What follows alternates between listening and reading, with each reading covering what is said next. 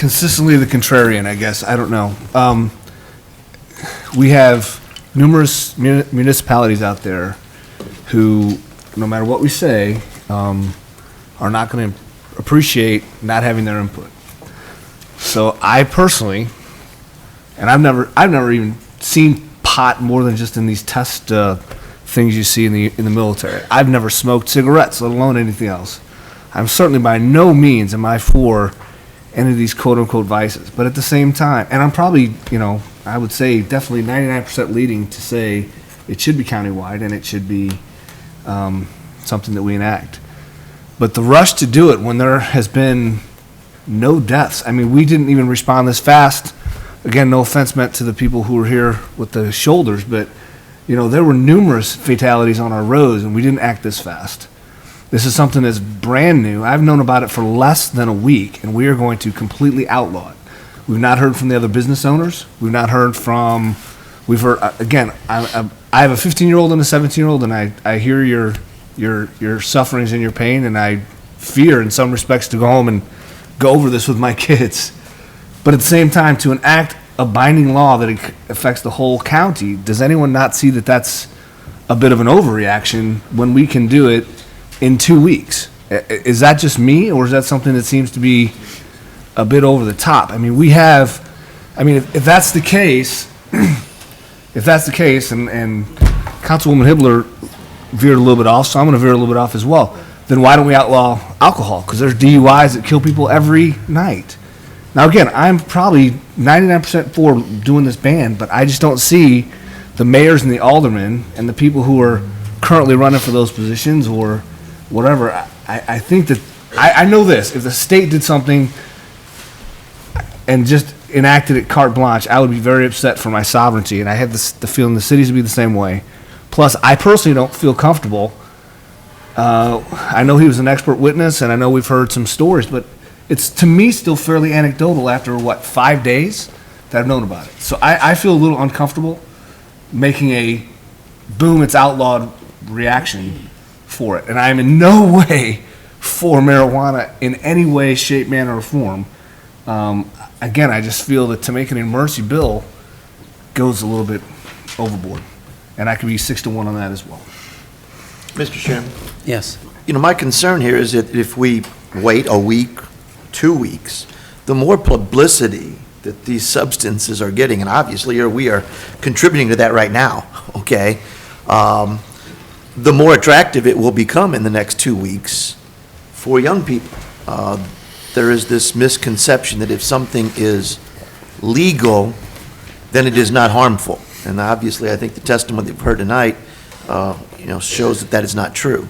So I think that waiting a week or 2 weeks would, in many regards, just enhance the problem for our students and our sheriff's department and anyone else who's concerned with the problem. I agree with Terry. Paul, you said there hasn't been any deaths. I mean, is that what we want to wait for? I mean, is that's the dangerous line that we're on right now. And the analogy about a no smoking ban, I totally disagree with that analogy, because smoking, you have to be 18 to buy cigarettes, and those don't make you high. So at least there's regulations that way. And alcohol, that's regulated. You got to be 21. So you have kids going out that are 12, 14, 15, that I know as a fact, personally I know that, and as a doctor testified. So this is something that you can't be an ostrich and stick your head in the sand and act like nothing's happening. And Terry Hollander is absolutely correct. The more and more publicity this gets, the more and more kids are going to try it. That's what kids do. They're going to try smoking this crap. That's what they're going to do. And so I think we need to do something about it. And Paul, you might have heard about this 24 hours ago. We've been talking about this, the sheriff and Joanne. This has been something that's been around for 4 to 6 weeks. We're just trying to figure out the best solution and the appropriate solution, but this would be the appropriate solution. I'm going to make a motion to put the emergency bill up 3582. Second. Is there any other discussion on it then? Getting all those in favor. All those in favor? Aye. Okay. All those opposed? Don't we get all those opposed? Oppose? No. Okay, Thank you. very good. So now we have substitute bill number 3582, and... I feel good about this, and everybody else does. I think this is something that, I do understand what Paul's saying. However, I do think this is important enough. I mean, if we have the support, I'd like to pass it tonight. We've discussed it, so we'll read it and call the roll. Can we still ask questions on the substitute bill? It's still open for discussion if you wish it to be open. I would like to ask a question of, I'm sorry, I didn't catch his name, the lab, the gentleman from the lab. I'll call him for me. Would you do that for me? It's Brian Hampton. Would you please come to the podium? And state your name again, I'm sorry. Brian Hampton. Thank you.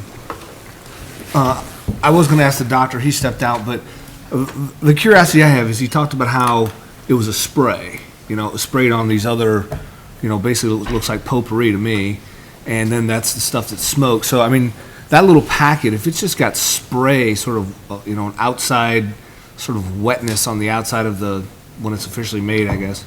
I mean, what, of a packet or a gram, whatever, I mean, what percentage of that is that JWH stuff? I mean, is it like 5% of that whole packet? Is that, is like one drop out of that whole packet that powerful? I guess that's kind of my question. Or is that sort of 50% that stuff and the rest of it's just kind of filler? Can you go into that sort of discussion? And some of that's part of the problem because of the way it's applied. These actual chemicals are dissolved in a solvent, a liquid, and then sprayed on this vegetation. Not sure exactly how. That's the prevailing theory is how this stuff is introduced into the vegetation material. But then it's just kind of gathered up and then packaged in these containers. As I mentioned before, we were able to test for the presence of these particular substances, but didn't do a percent purity or a quantitative analysis to determine exactly how much is in there. But there may be one packet, because of the way it's applied, there may be one packet that has a lot more and another packet that has a lot less, and obviously there's no regulation because it's not intended for human consumption, so they don't have to prescribe to certain rules and follow those as far as quality control when manufacturing it. So that may be a long answer to your Can I question. just ask a question? I mean, I'm going to put it in my layman's terms. You tell me if I'm way off base or if it's something that seems possible and not necessarily qualified by your research. But it seems to me the percentage would be very low because it's only, if you've got all those little leaves and different stuff in there and all you're talking about is the surface area is covered by this substance that it's wet down by when they're making it. It would seem to me the percentage of that stuff's very low. Therefore, this is an incredibly potent, Right. very dangerous chemical. I mean, that's the way I'm sort of planning to present it to my 15-year-old and 17-year-old when I get home tonight. Am I way off base, or is that something that seems to be No, about the way the layman might say it? You are the layman correct, might say it? and that's part of the danger, because it is so potent, the packages don't need to contain that much. So that's the most efficient way to get it on all of the vegetation, the surface area, like you said, but that's enough of the compound to make it potent enough to derive the desired symptoms. Thank you. Thank you. I have one last question. This has been outlawed, we heard earlier, in Kansas. Has it been outlawed in any other jurisdictions? From my knowledge, it's been introduced to be outlawed in Kansas, but has not been passed yet. Okay. That's my understanding, and I'm not aware of any other state that has outlawed any of these ingredients, the two that I mentioned, and there's actually hundreds of others that have the potential for being used in the same manner. Any other questions, council members?